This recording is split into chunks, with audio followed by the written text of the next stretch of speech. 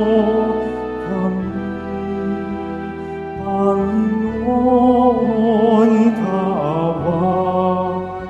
kawan mo kami.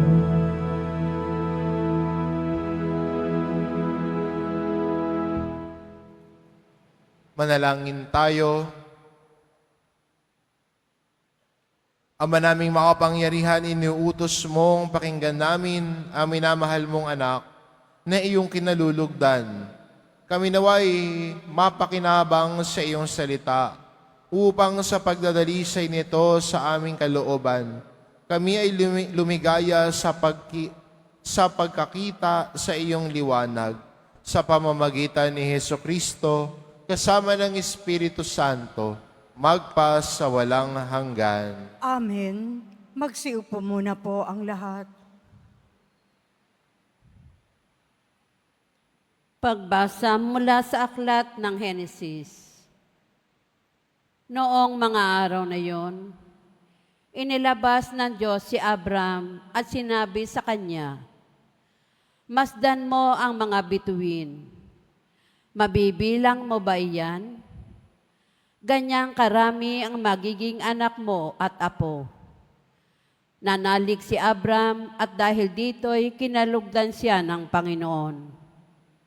Sinabi pa ng Panginoon kay Abram, "Ako ang kumuha sa iyo sa Ur ng Kaldeya upang ibigay sa iyo ang lupaing ito." Itinanong naman ni Abram, "Panginoong aking Diyos, paano ko malalamang ito'y magiging akin?" Sinabi sa kanya, "Dalhan mo ako ng isang baka, isang kambing at isang tupa. Bawat isa'y 3 taon ang gulang. Magdala ka rin ng isang kalapati at isang bato-bato." Dinala nga ni Abram ang lahat ng iyon at biniyak ang bawat isa, maliban sa mga ibon. Inihanay niyang magkakatapat ang pinaghating hayop. Bumaba ang mga buwitre upang kanin ito, ngunit itinaboy sila ni Abram. Nang kumikiling na ang araw, nakatulog na mahimbing si Abram at nagkaroon ng isang nakatatakot na pangitain.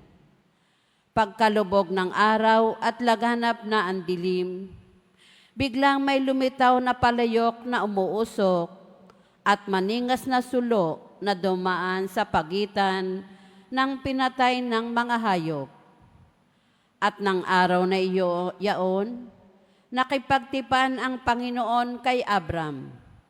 Wika niya, "Nangangako ako na ibibigay sa lahi mo ang lupaing ito, mula sa hangganan ng Ehipto hanggang sa ilog Euphrates." Ang salita ng Diyos. Salamat sa Diyos.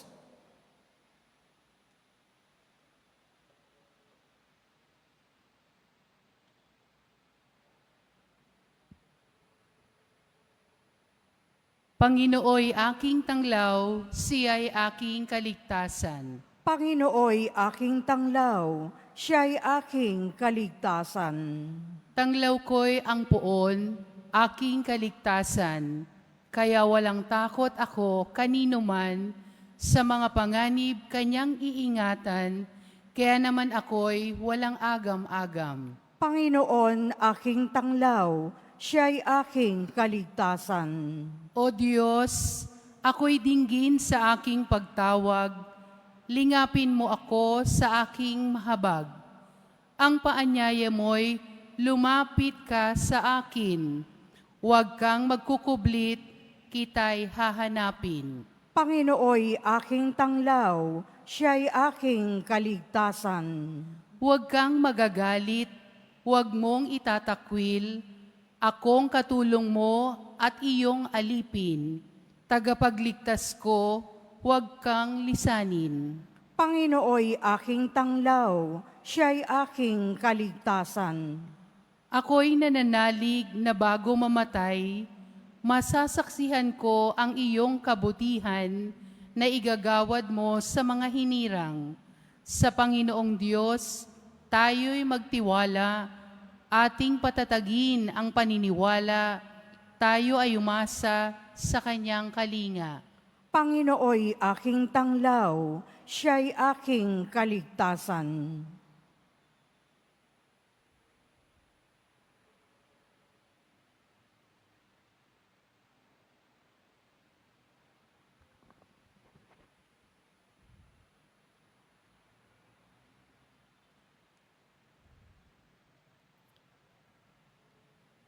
Pagbasa mula sa sulat ni Apostol San Pablo sa mga taga-Filipos. Mga kapatid, magkaisa kayong tumulad sa halimbawang ipinakita ko sa inyo. Kami ang gawin ninyong huwaran. Masdan ninyo ang lahat ng sumusunod sa mga halimbawang ito. Tulad ng malimit kong sabihin sa inyo, at ngayoy luhaang inuulit ko. Marami ang namumuhay bilang mga kaaway ng krus ni Kristo. Kapahamakan ang kahihinatnan nila sapagkat ang dinidiyos nila ay ang hilig ng kanilang katawan. Ikinararangal nila ang mga bagay na dapat sana nilang ikahiya at ang pinag-ukulan lang nila ng pansin ay ang mga bagay na panlupa. Sa kabilang dako, ang langit ang tunay nating bayan. Mula rooy, hinihintay nating may pananabik ang Panginoong Hesukristo, ang ating tagapagligtas. Pagdating ng araw na yaon, babaguhin niya ang ating katawang lupa at gagawing maluwalhati tulad ng kanyang katawan sa pamamagitan ng kapangyarihang ginamit niya sa pagpasuko sa lahat ng bagay.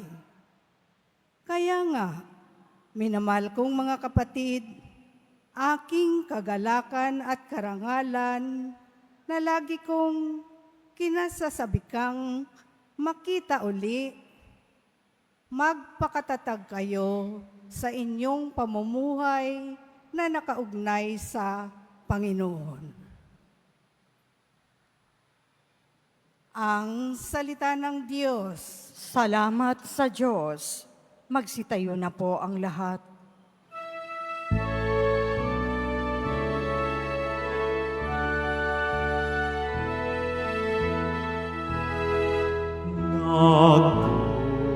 Nagpupuri kami sa'yo, Panginoong Jesucristo. Nagpupuri kami sa'yo, Panginoong Jesucristo. Sa ulap na maliwanag, ito ang siyang pahayag. Ang Diyos Ama na nangusap, ito ang mahal kong anak, lugod ko din ng lahat. Nagpupuri kami sa'yo, Panginoong Jesucristo.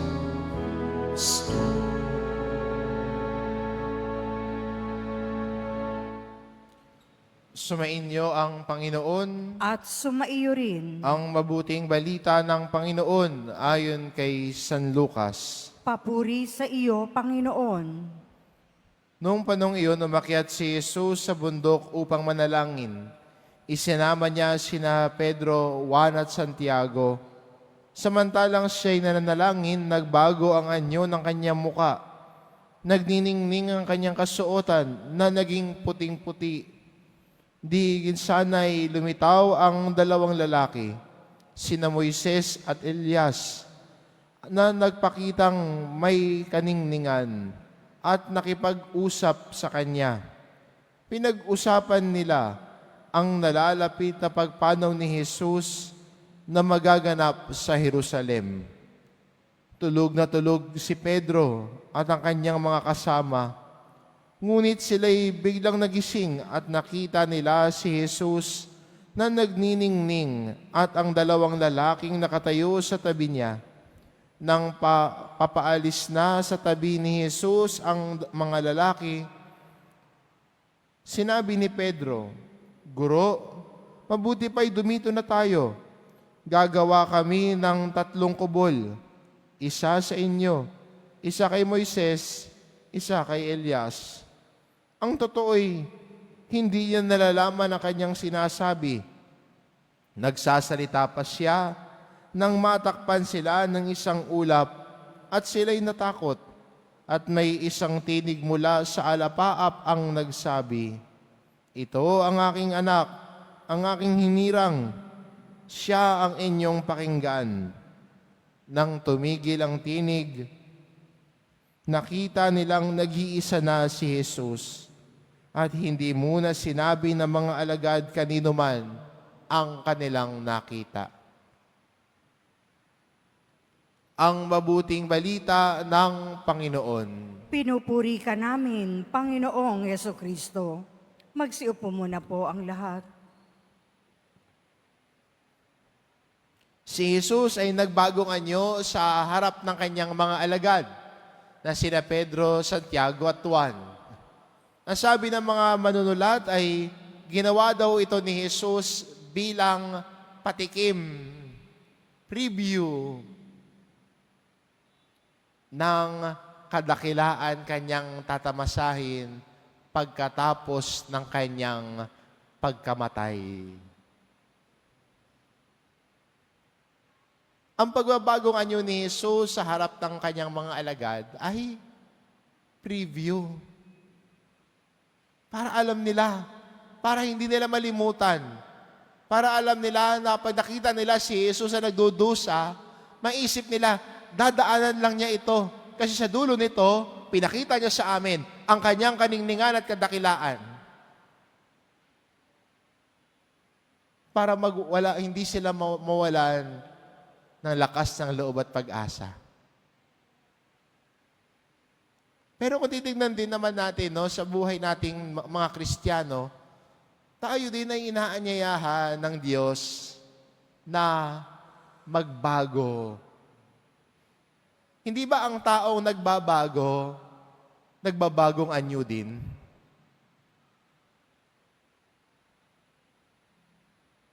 Hindi ba yung dating kakilala mo na masungit? Di ba? Parang may taong ganyan, masungit, laging nakasimangot, no?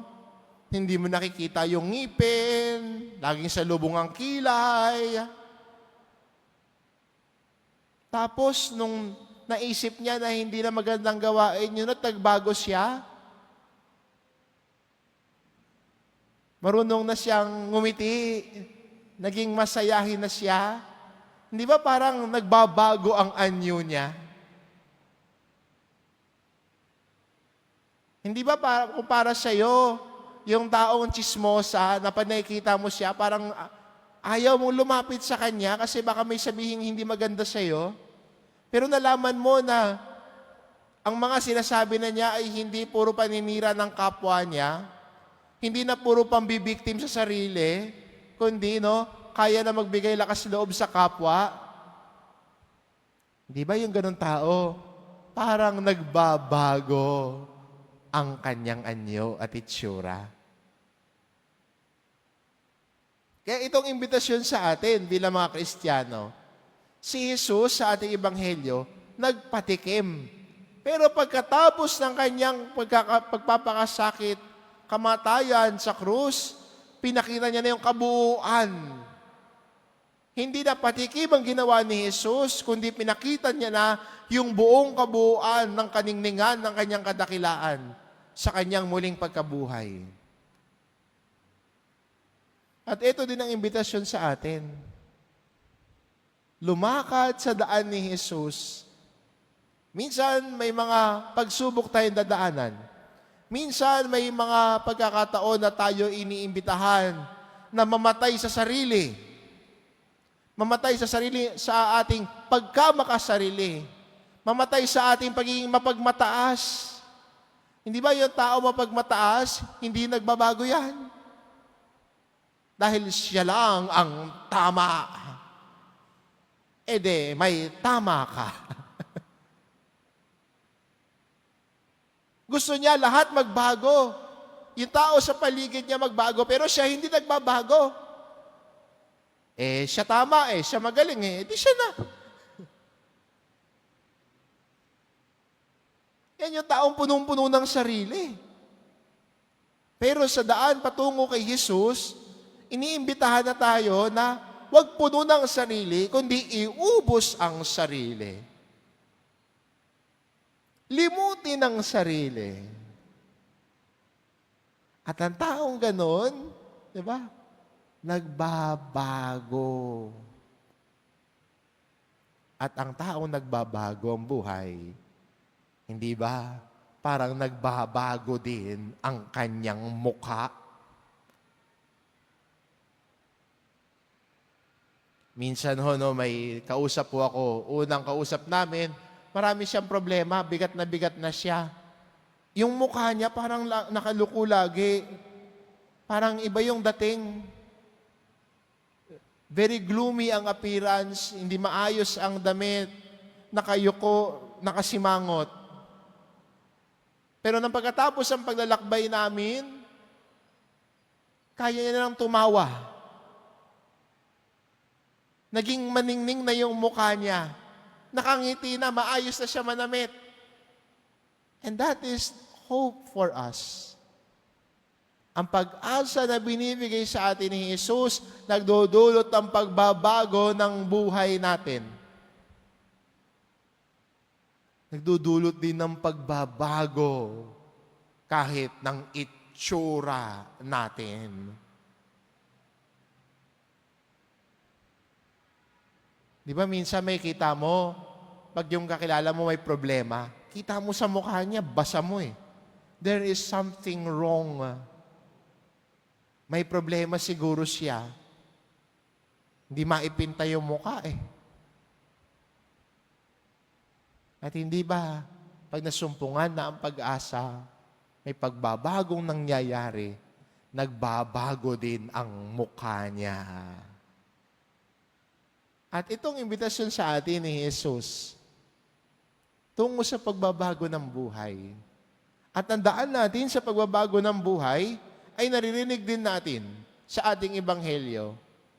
Ang sabi ng tinig, siya ang aking hinirang, pakinggan ninyo siya. At ang tao nakikinig sa salita ng Diyos, nagbabago ang buhay. Hindi lang yung narinig natin. Magkaiba yung salitang, narinig ko na yan. Pero para sa atin, kung pinakikinggan natin, ginagawa natin. Hindi lang siya natin narinig, kundi yung narinig natin, nagiging parte ng buhay natin. Kaya maganda rin para sa ating paglalakbay bilang Kristiyano, ang naririnig nating salita ng Diyos, sana bahagi din ng buhay natin. Yung naririnig natin, ginagawa din natin. At yan yung taong nakikinig. Hindi lang niya narinig, kundi sinasabuhay ang naririnig niya. At para sa atin bilang Kristiyano, sa pagninilay natin, sa ating pagdiriwang ng Eucharistia, ang salita ng Diyos ang pinagninilayan natin. Yun ang pinakikinggan natin. Kaya yung magandang challenge dito, kung tayo ay ubos sa sarili, handang hubugin ng Diyos, handa din tayong pakinggan ang Kanyang salita. Na ang Kanyang salita maging bahagi ng ating buhay. na ang kanyang salita ay humuhubog sa ating buhay. Ang kanyang salita ang nagiging direksyon natin sa buhay. At yan po ang tao na pinakikinggan ang salita ng Diyos. At yan ang tao na nagbabago ang buhay. Ang Diyos ang pinakikinggan. Ang Diyos ang gabay. Kaya sana sa linggong ito, sa ating pagdiriwang ng ikadalawang linggo ng panahon ng Kwaresma, naisin natin ang pagbabagong ito.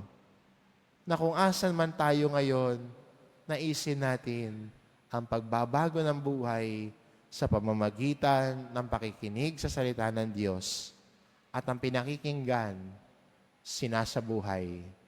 Ang pinakikinggan, bahagi ng buhay. Amen.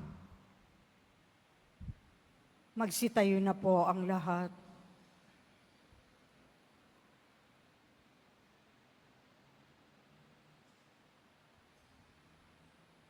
Sumasampalataya ako Sa Diyos amang makapangyarihan sa lahat na may gawa ng langit at lupa. Sumasampalataya ako kay Hesukristo, iisang anak ng Diyos, Panginoon nating lahat. Nagkatawang tao siya lalang ng Espiritu Santo. Ipinanganak ni Santa Mariang Birhen, pinagpakasakit ni Poncio Pilato, ipinako sa krus, namatay, inilibing, nanaog sa kinaroroonan ng mga yumao, nang may ikatlong araw na buhay ng muli, umakyat sa langit, naluluklok sa kanan ng Diyos, amang makapangyarihan sa lahat. Doon magbumulang paririto at hukom sa nga nabubuhay at nangamatay na tao. Sumasampalataya naman ako sa Diyos Espiritu Santo, sa banal na simbahang Katolika, sa kasamahan ng mga banal, sa kapatawaran ng mga kasalanan, sa pagkabuhay na muli ng nangamatay na tao, at sa buhay na walang hanggan. Amen. Ipinakita mo, Ama, ang kaluwalhatian ng iyong anak na si Jesus sa pagbabagong anyo. Panibaguhin mo rin ang aming buhay sa lahat ng bahagi nito. Kami dumadalangin, Ama namin, dinggin mo kami. Ama namin, dinggin mo kami. Para kay Francisco, na aming Santo Papa, kay Jose, na aming Obispo, mga pari, diakono, relihiyoso at relihiyosa, masigasig nawa nilang gampanan ang mga misyon ng awa ni Kristo sa pamamagitan ng matatag nilang pananampalataya. Manalangin tayo. Ama namin, dinggin mo kami. Panginoon, sa pagbabagong anyo ni Kristo, naway makita namin ang liwanag ng iyong kaluwalhatian at sa pagdiriwan ng taon ng hubileo ay maging mas masigasig kami sa pagbabagong loob at pagdadala ng iyong pag-asa sa mundo. Manalangin tayo. Ama namin, dinggin mo kami. Para sa mga taong nais nang tumalikod sa kanilang makasalanang pamumuhay, matanggap nawa nila ang grasya ng iyong awat habag sa pamamagitan ng pagtanggap ng sakramento ng kumpisal. Manalangin tayo. Ama namin, dinggin mo kami. Para sa mga katekumen, panindigan nawa nila ang kanilang layuning itakwil ang kasalanan upang matanggap nilang ganap ang buhay at kaligtasang dulot ni Kristo Jesus. Manalangin tayo. Ama namin, dinggin mo kami. Para sa mga yumao, sa pamagitan ng kanilang pananampalataya sa iyo, Panginoon, makasapit nawa sila sa buhay na ipinangako mo sa kanila noon sila'y binyagan. Manalangin tayo. Ama namin, dinggin mo kami. Sa ilang sandali ng katahimikan, ating ipanalangin ang iba pang mga pangangailangan ng ating pamayanan. Gayon din, ang mga intensyon na inialay sa ating misa sa araw na ito, at isama na rin natin ang ating mga pansariling kahilingan.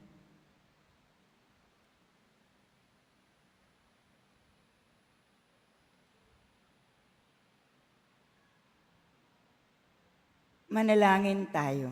Ama namin, dinggin mo kami.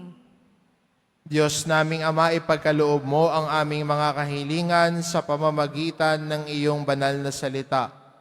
Ganap nawa kaming makapaghanda habang kami nananabik na ipagdiwang ang misteryo ng iyong muling pagkabuhay sa pamamagitan ni Jesucristong aming Panginoon. Amen. Magsiupo muna po ang lahat.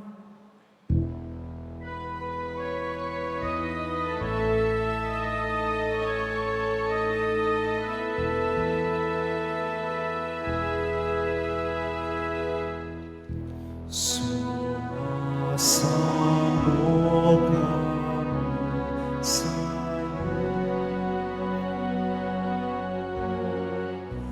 Marapat Panginoon,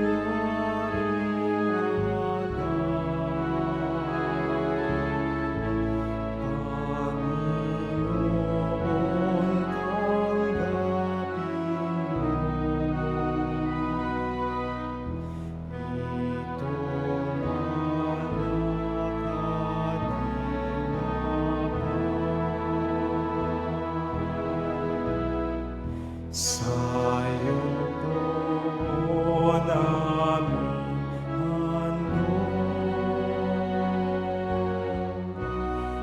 buong puso't pag-iisip.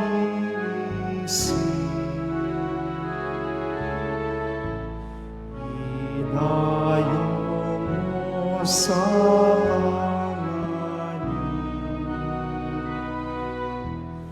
kaya't tutupin sa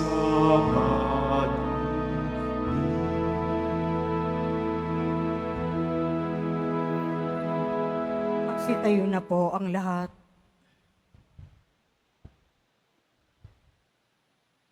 Manalangin kayo mga kapatid, upang ang paghahain natin ay kalugdan ng Diyos amang makapangyarihan. Tanggapin nawa ng Panginoon itong paghahain sa iyong mga kamay, sa kapurihan niya at karangalan, sa ating kapakinabangan at sa buong sambayanan niyang banal.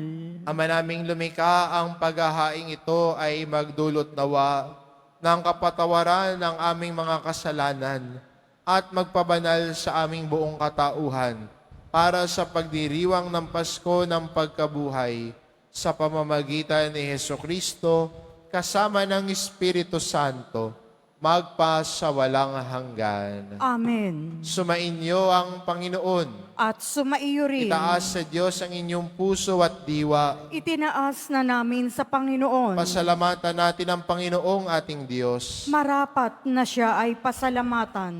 Ama naming makapangyarihan, tunay ngang marapat na ikaw ay aming pasalamatan sa pamamagitan ni Jesucristo na aming Panginoon, nang maipagtapat niya sa mga alagad na siya'y laang mamatay para sa lahat. Sa kanilang kanyang ipinamalas ang kanyang sariling puspos ng liwanag. Ang iyong mga utos at mga propeta ay pawang mga tagapagpatunay niya sa pagkakatalagang para sa kapwa'y magdusa upang akayin ang lahat sa pagkabuhay na maligaya. Kaya kaisa ng mga anghel na nagsisiawit ng papuri sa iyo, nang walang humpay sa kalangitan, kami nagbubunyi sa iyong kadakilaan.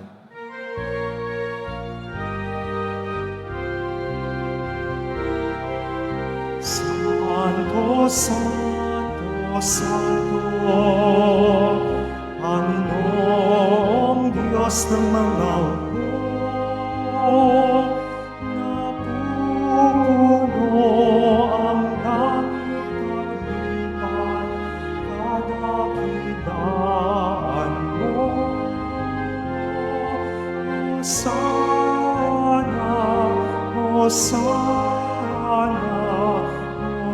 Hosana sa kaitaasan. Hosana, Hosana, Hosana sa kaitaasan. Pinagpala ang naparirito sa ngalan ng Panginoon. Hosana, Hosana, Hosana sa kaitaasan. Hosana, Hosana, Hosana sa kaitaasan.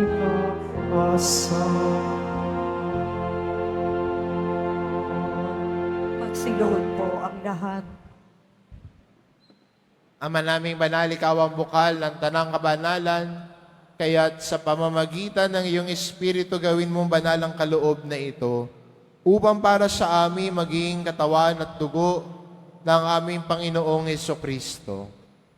Bago niya pinagtiisang kusang loob na maging handog, hinawakan niya ang tinapay, pinasalamatan kanya. Pinagati-hati niya iyon, iniabot sa kanyang mga alagad at sinabi, "Tanggapin ninyong lahat ito at kanin.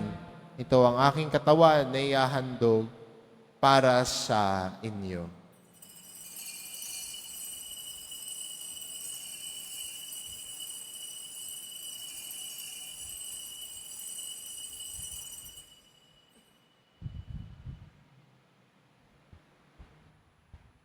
Ngayon din naman na matapos ang hapunan, hinawakan niya ang kalis.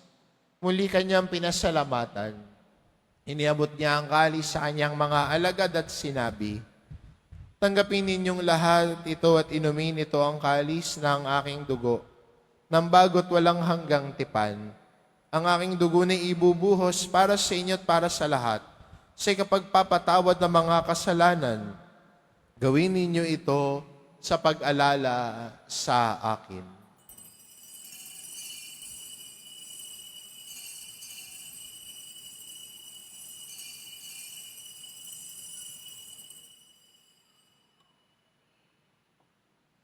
Magsitayo na po ang lahat. Ipagbunyi natin ang misteryo ng pananampalataya. Si Kristo'y namatay, si Kristo'y nabuhay, si Kristo'y babalik sa wakas ng panahon. Ama, ginagawa namin ngayon ang pag-alala sa pagkamatay at muling pagkabuhay ng iyong anak. Kaya't inaalay namin sa iyo tinapay na nagbibigay buhay at ang kalis na nagkakaloob ng kaligtasan. Kaming nagpapasalamat dahil kami iyong minarapat na tumayo sa harap mo para maglingkod sa iyo.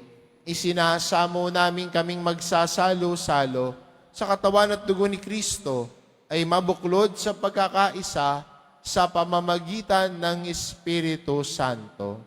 Ama, lingapin mo ang iyong simbahang laganap sa buong daigdig. Puspusin mo kami sa pag-ibig, kaisa ni Francisco na aming Papa, at ni Jose na aming Obispo at ng Tanang Kaparian. Alalahanin mo rin ang mga kapatid naming nahimlay, na may pag-asang sila'y muling mabubuhay, gayon din ang lahat ng mga pumanaw. Kaawaan mo sila at patuloyin sa iyong kaliwanagan. Kaawaan mo at pagindapatin kaming lahat na makasalo sa iyong buhay na walang wakas. Kaisa na mahal na Birheng Maria na ina ng Diyos, ng kabiyak ng puso niyang si San Jose, kaisa na mga apostol at ng lahat ng mga banal na namuhay dito sa daigdig ng kalugod-lugod sa iyo, may pagdiwang nawa namin ang pagpupuri sa ikararangal mo sa pamamagitan ng iyong anak na aming Panginoong Heso Kristo. Sa pamamagitan ni Kristo, kasama niya at sa Kanya, ang lahat ng parangal at papuri ay sa iyo, Diyos amang makapangyarihan, kasama ng Espiritu Santo, magpa sa walang hanggan.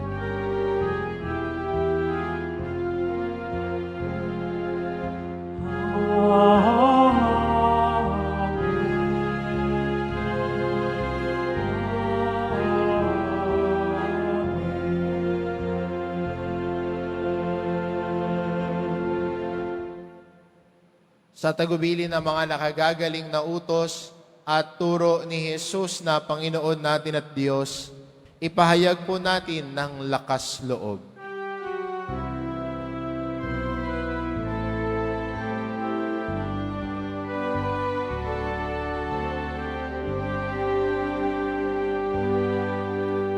Ama namin, sumasalangit ka, sambahin ang ngalan mo.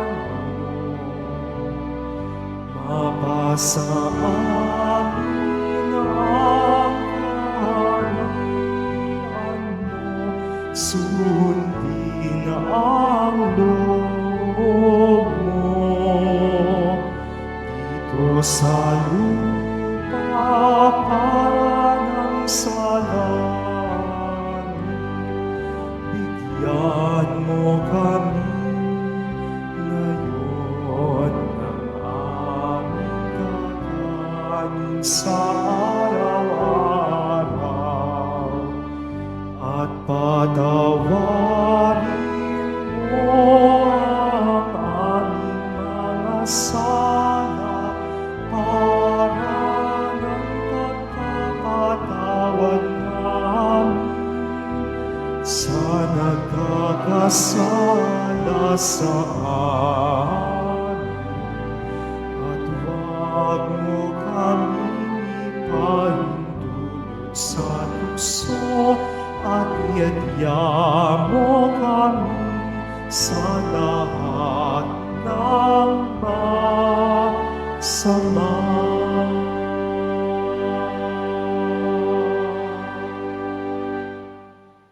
Hinihiling namin kami adya sa lahat ng masama pagkalooban ng kapayapaan araw-araw. Iligtas sa kasalanan at ilayo sa lahat ng kapahamakan. Samantalang aming pinananabikan ang dakilang araw ng pagpapahayag ng tagapagligtas naming si Heso Kristo. Sapagkat iyo ang kaharian at ang kapangyarihan at ang kapurihan magpakailanman. Amen. Panginoong Kristo, sinabi mo sa iyong mga apostol, kapayapaan ang iniiwan ko sa inyo, ang aking kapayapaan ang ibinibigay ko sa inyo. Tungayan mo ang aming pananampalataya at huwag ang aming pagkakasala. Pagkalooban mo kami ng kapayapaan at pagkakaisa, ayon sa iyong kalooban, kasama ng Espiritu Santo magpasawalang hanggan. Amen. Ang kapayapaan ng Panginoon ay laging sumainyo. At sumaiyo rin. Magbigayan kayo ng kapayapaan sa isa't isa.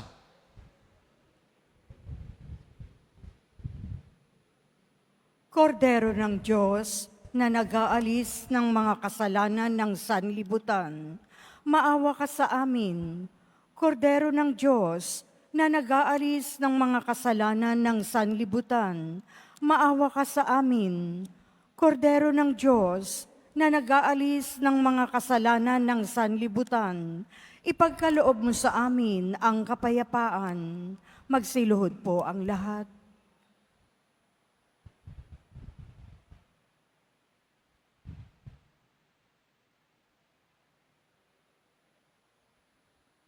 Itong kordero ng Diyos, ito nag-aalis ng kasalanan ng sanlibutan. Mapalad ang mga inaanyayahan sa kanyang piging.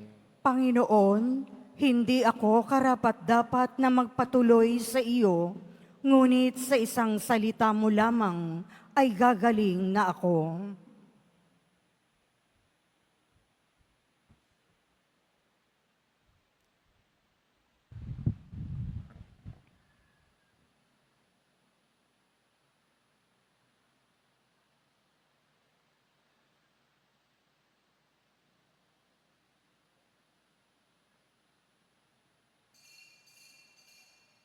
Para po sa lahat ng tatanggap ng banal na komunyon, sasagot po tayo ng amen pagkasabi ng pari o ng lay minister ng katawan ni Kristo at isubo agad sa bibig bago umalis sa harapan ng pari o lay minister. Sumunod po tayo.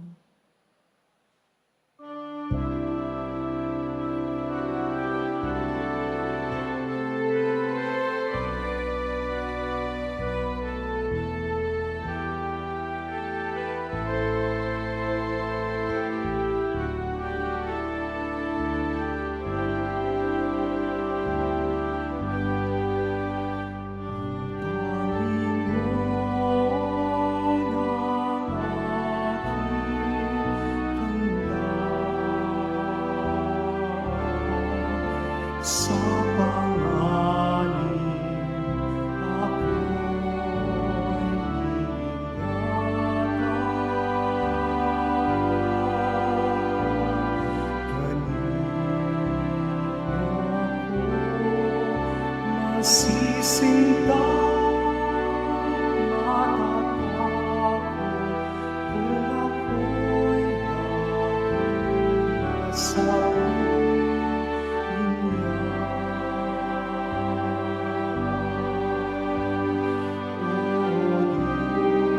Diyos, pakinggan mo ang aking tawag at sa aking maamat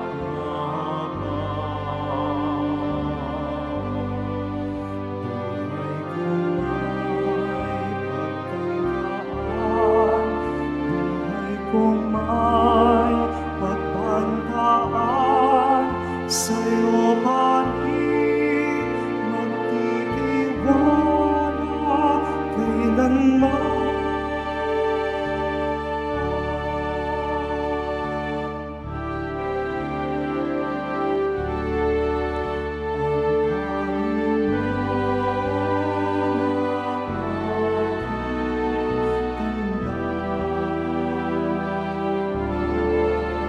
Sa panganin ako'y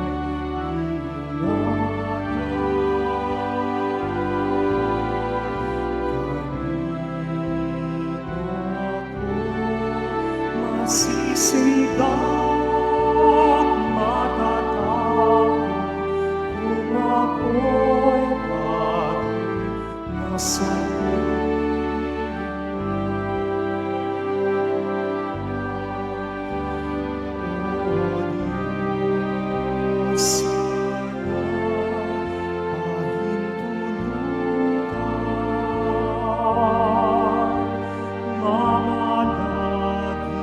sa banal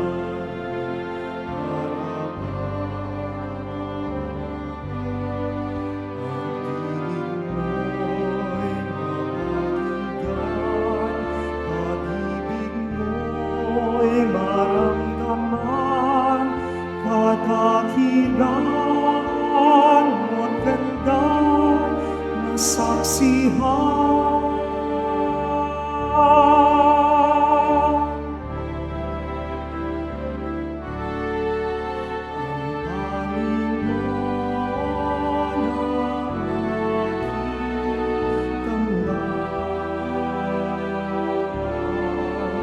Sa panganin ako'y ingatan.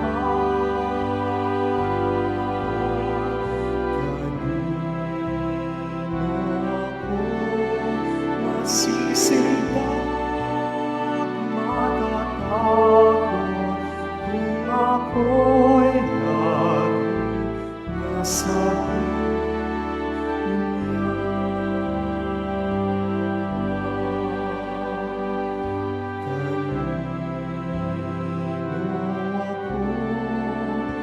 masisindak, matatakot kung ako'y nasa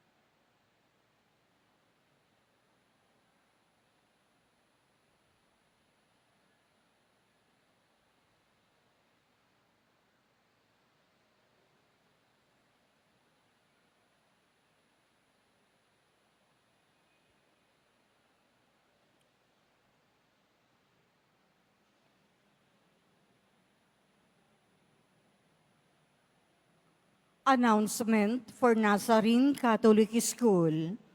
Ang Nazarene Catholic School, ang paaralan ng Basilica Minor at Pambansang Dambana ni Jesus Nazareno, ay tumatanggap na ng mag-aaral mula sa preschool hanggang senior high school para sa school year 2025-2026.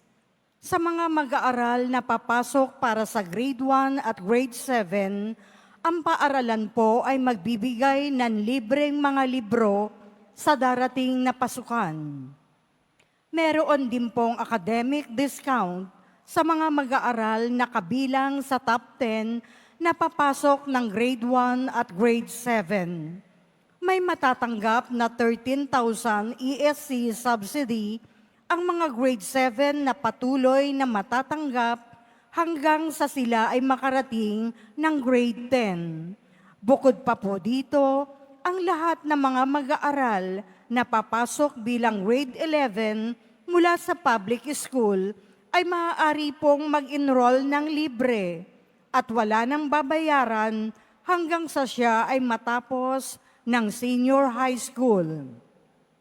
Para sa karagdagang impormasyon, tulong pang-edukasyon, pinansyal, diskwento, at mga scholarship, maaari kayong mag-message sa The Nazarene Catholic School Facebook page o tumawag sa mga sumusunod na numero na nakapaskil sa ating LED screen.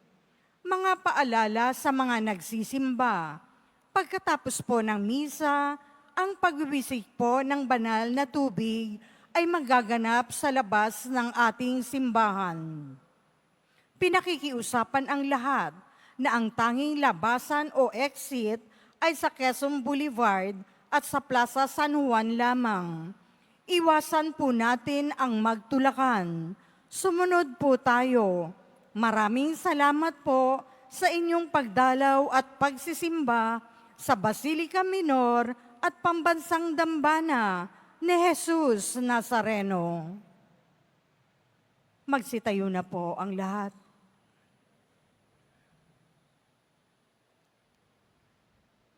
Manalangin tayo.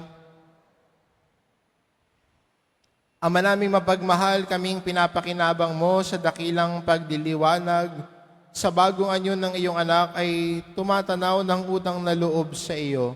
Sapagkat kahit ngayon pa man sa lupang ibabaw, pinapagsalo mo na kami sa karektan ng kalangitan sa pamamagitan ni Hesukristo kasama ng Espiritu Santo magpa sa walang hanggan. Amen.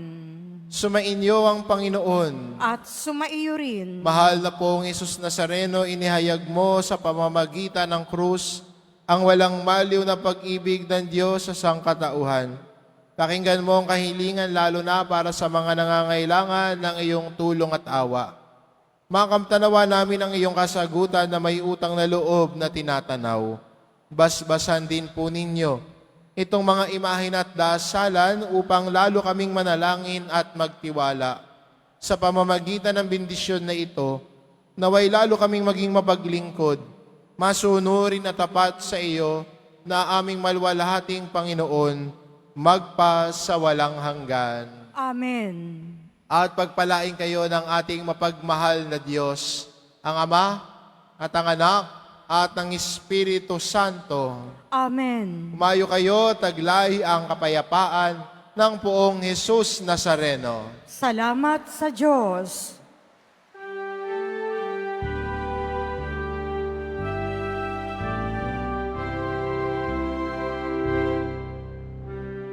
Padre Jesus Nazareno, sinasamba ka namin,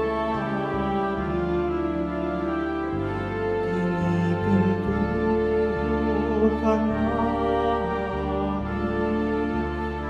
aral mo ang aming buhay at kaligtasan. Nuestro Padre Jesus Nazareno, iligtas mo kami sa kasalanan.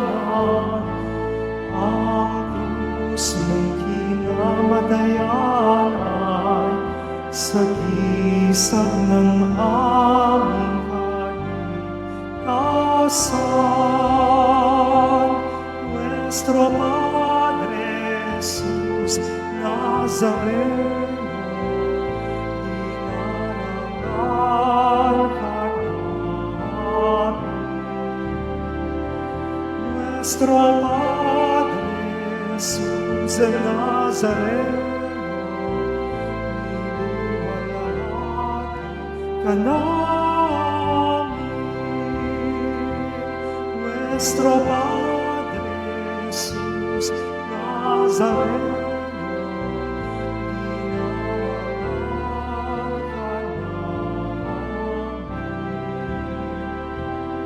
nuestro Padre Jesús Nazareno.